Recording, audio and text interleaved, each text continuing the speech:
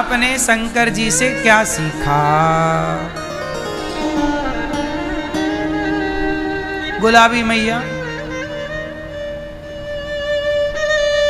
चश्मा वाली मैया, नहीं चश्मा लगाए रहो, चश्मा से कोई दिक्कत थोड़ी है। मैया आप बताओ मेरी माँ, शंकर जी के मंदिर में आप गई हो, क्या सीखा?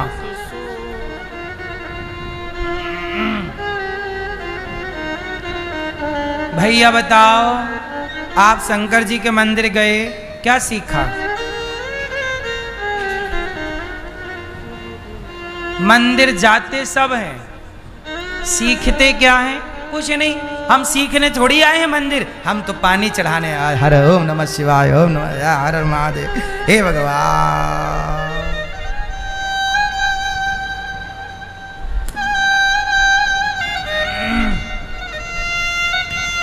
शंकर जी का मंदिर बहुत कुछ सिखाता है। शंकर जी का मंदिर, राम जी का मंदिर, भगवान कृष्ण का मंदिर अपने आप में एक यूनिवर्सिटी है। सीखना चाहो तो, नहीं सीखना चाहो तो कुछ नहीं है। सुनो, शंकर जी के मंदिर से मैंने क्या सीखा? केवल मैं मंदिर जाता नहीं हूं, मंदिर में बैठे अपने आराध्य के बताए रास्ते पर मैं चलता भी हूं। शंकर जी का मंदिर क्या सिखाता है? शंकर जी के मंदिर में ऐसा कोई मंदिर ना होगा शंकर जी का जिस मंदिर में माता पार्वती ना हो। कौन ना हो? शंकर जी सदा अपनी पत्नी के साथ हैं। किसके साथ हैं? जोर से। और पार्वती हमेशा किसके साथ हैं? शंकर जी के। तो अब आप बताओ कि आप शंकर जी के मंदिर जाती या जाते हो, जाती हो, तो क्या आप अपने पति के साथ हैं? आप अपनी पत्नी के साथ हैं? यदि शंकर जी के मंदिर से कुछ सीखा ही होता, पति पत्नी का साथ ही सीख लिया होता, तो भारत में तलाक क्यों होते हिंदुओं के घर में? सदा मंदिर में शिव पार्वती साथ हैं, तो फिर आप क्यों नहीं साथ हो?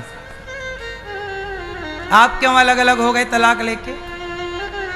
तो मंदिर जाने का फिर तात्पर्य क्या निकला? जब हमारे आराध्य पत्नी के संग हैं, तो क्या तुम उस आराध्य से भी बड़े हो? तुम क्यों नहीं रहते अपनी पत्नी के संग?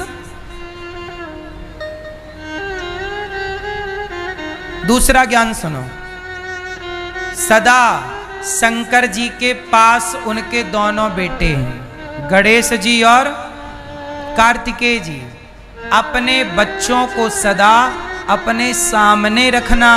यदि आपसे ओझल हो गए, दूर हो गए, तो उनके बिगड़ने की संभावना बढ़ जाएगी। इसलिए शंकर जी अपने बच्चों को सामने। मैसेज है कि आप भी बच्चों को देखते रहो, सामने होंगे, क्या खा रहा है, कहाँ जा रहा, किससे मिल रहा है। बच्चे धीरे धीरे बिगड़ते, एक दिन में कोई बच्चा नहीं बिगड़ता। कल की प्रश्नोत्तरी में यहाँ एक बच्चा आया था, 12-13 साल का था, 13 साल का बच्चा था वो। ठीक से कपड़े पहनने नहीं आते होंगे उसको, उसकी माँ से नहलाती होगी, इतना छोटा था। लेकिन वो पढ़ाई नहीं करता, सिगरेट पीता। 13 साल का है, 13 साल। सिगरेट पीता, बीड़ी पीता और पैसा चुराता घर से। मैंने पूछा कितने चुराए? बोले 30 रुपया चुराए।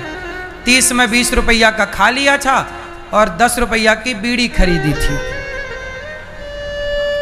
ये बात उस बच्चे की नहीं है, इससे पता लग रहा है कि हमारे भारत का भविष्य कितने खतरे में है। जब 13 साल का बच्चा अपने घर में चोरी करेगा 30 रुपया की, तो जब ये 13 साल का बच्चा जब 23 साल का बनेगा, तो ये 30 रुपया आज चुरा रहा है, तो 23 साल बाद कितना चुराएगा? तुम्हारे घर में, हमारे घर में फिर डाका कौन डालेगा? उस पैसे के लिए हत्याएं कौन करेगा? यही बच्चे, क्योंकि ये बचपन में भटक गए। और गलती उस समाज की है, हमारी और आपकी गलती है, माता पिता की, मेरी, आप सबकी गलती। कोई भी बच्चा दारू पी रहा है 15 साल का, कोई भी लड़का लड़की गलत जा रही है और समाज उसे चुपचाप देख रहा है, तो बताओ उस लड़के की क्या गलती है? लड़के जवानी तो बिगड़ने के लिए ही होती है। जवानी का नाम दिया है अंधी। जवानी कैसी होती है? अंधी। लड़कपन अंधा है, जवानी अंधी है। अब उन अंधों को रास्ता माँ बाप ना बता पाए, समाज ना बता पाए, तो बताओ गलती उन बच्चों की है या समाज की, जो रास्ता ना बता पाया, जो गलत से सही दिशा ना दे पाए? आप ही बताओ किसकी गलती है? आज समाज जिम्मेदारी निभा रहा है, आज समाज केवल निंदा चुगली करने में लगा है। तुम्हारा बेटा बिगड़ता है तो लोग मजाक उड़ाते हैं। मजाक उड़ाना सही है, क्या आप सुधार नहीं सकते? क्या तुम्हारी जिम्मेदारी नहीं है? यहां कोई बच्चा आता है, बहुत सारी लड़कियां आ जाती हैं यहां भाग के अपने घर से, हम उन्हें समझाते हैं और फिर उनको उनके माँ बाप के हाथ में सौंपते हैं। छोटा बच्चा आता है, बिगड़ जाता, हम समझाते हैं। हम ये थोड़ी कहते हैं कि यार तुम भाग के आ गए हो, चलो तुम सिगरेट पीते हो तो अच्छी बात है, नहीं, हम उसे पूरी जान लगा के समझाते हैं और ऐसा समझाते हैं कि वो बिल्कुल सदा के लिए सुधर जाता है। उसको भी सुधार के भेजा हमने। क्या ये जिम्मेदारी आप सबकी नहीं है? आप लोग क्या करते हैं? हंसते हैं, अरे वो लड़का 13 साल का बीड़ी पी, हंसो। तुम्हारा बेटा भी तो पी रहा होगा कहीं छिप के बीड़ी, तुम्हारा बेटा भी तो कहीं छिप के शराब पी रहा होगा, उसे भी कोई देखने वाला देख के चला गया होगा। काश देखने वाले ने उसे रोका होता, काश देखने वाले ने उसे टोका होता। जब समाज रोकती और टोकती है ना, तो लोग बिगड़ने के पहले 100 बार सोचते हैं कि यार लोग क्या कहेंगे। अब यहां तो लोग क्या कहेंगे के नाम पर बस ये कहते हैं कि देखो बिगड़ गया। क्यों बिगड़ा? क्यों बिगड़ा? आपने क्यों बिगड़ने दिया? इसलिए शंकर जी का मंदिर ये सिखाता है कि बच्चों को सामने रखो। जब तक वो पूरे संस्कारी ना हो, जब तक पूरे वो जिम्मेदार ना हो, बच्चों को दूर ना करिए, छोड़िए ना, नजरें रखिए। बच्चे माटी होते हैं, कुम्हार के हाथ में माटी होती है, वो उस माटी से घड़ा भी बना सकता है और चिलम भी बना सकता है। यदि माटी की चिलम बन गई तो सारी जिंदगी वो चिलम जलती है, औरों को जलाती है, और घड़ा बन गया तो स्वयं ठंडा रहेगा, औरों की प्यास बुझाता रहेगा। अब आपको डिसाइड करना है कि आप अपने बच्चों को घड़ा बनाना चाहते हैं या चिलम बनाना चाहते हैं। और ये सीख ना सीखो तो हम तो बता ही सकते हैं, हम तो अपना काम कर रहे हैं, सही बता रहे हैं। अब आप जानो, आपका काम जाने। शंकर जी के मंदिर से ये सीख मिलती है। शंकर जी के मंदिर से तीसरी शिक्षा, शंकर जी भस्मी रमाते हैं। क्या लगाते हैं? भस्म। आदमी की, मुर्दे की भस्म क्यों लगाते हैं? मानो शंकर जी ये कहना चाहते हैं, अरे ज्यादा घमंड में ना रह, एक दिन राख बन जाएगा, देख मेरे शरीर पे लगी है, देख ले इस राख का दर्शन कर। किस बात का तुझे घमंड है? किस बात की तुझे अकड़ है? मैं तो रोज राख लगाता हूं, शंकर जी ना कहते, मैं तो रोज राख लगाता हूं। तेरी राख है, तेरे बाप की राख लगा चुका। तू कितने दिन का ये घमंड लिए बैठा है, बता तो सही। एक दिन ये मुट्ठी में आ जाएगा राख बनकर। किस बात का घमंड है साहब? इंसान बनो। मंदिर सिखाते हैं कि अच्छे इंसान बनो, किसी के काम आओ। आजकल लोग काम नहीं आ रहे हैं किसी के, ना बेटा माँ बाप के काम आ रहा है, ना कोई किसी के काम आ रहा है। मेरा मानना है, मैंने रामचरितमानस पढ़ी, मैंने थोड़े से पुराण पढ़े, मैंने संतों की संगति की, और मैंने आज तक, मेरी माँ, मैंने आज तक जितना पढ़ा, जितना सुना, जितना सीखा, मैंने सबका सार जाना।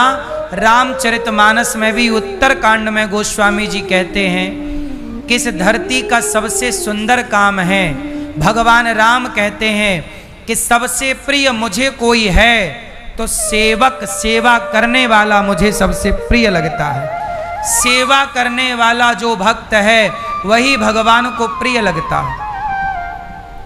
इसलिए सेवक बनिए। बताओ हनुमान जी क्या बने, लक्ष्मण जी क्या बने? आप सेवक हैं, इसलिए सेवक बनो। सेवक मतलब सेवा, सेवा सबकी, सबकी सेवा करो। राम ने वो जटायु नाम के पक्षी की भी सेवा की बेटा बनकर। जटायु का तो कोई नहीं था, पंख काट दिए रावण ने, पड़ा था बेचारा जटायु। लेकिन राम पहुंचे तो उस पक्षी पर भी दया की, पक्षी को गले लगाया और उसका संस्कार ऐसे किया जैसे कोई बेटा अपने बाप का संस्कार करता हो। ये दयालुता, ये करुणा, ये सेवा का भाव राम सिखा रहे हैं। और हम राम के मंदिर जाकर सेवा ना सीखें, राम के आदर्शों पर चलना ना सीखें, तब तो हमारा मंदिर जाना बेकार है ना मेरी माँ। कृष्ण के मंदिर जाकर गीता का ज्ञान ना सीखें तो फिर क्या मतलब हुआ?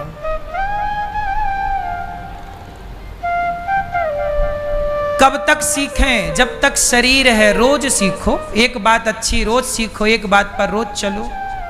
इसलिए ये दास अनिरुद्ध, मैंने भी सेवा को पकड़ा है। ये दास ने सेवा, क्योंकि मेरे साथ कोई चलेगा तो कौन चलेगा? मेरी, जोर से, मेरी सेवा।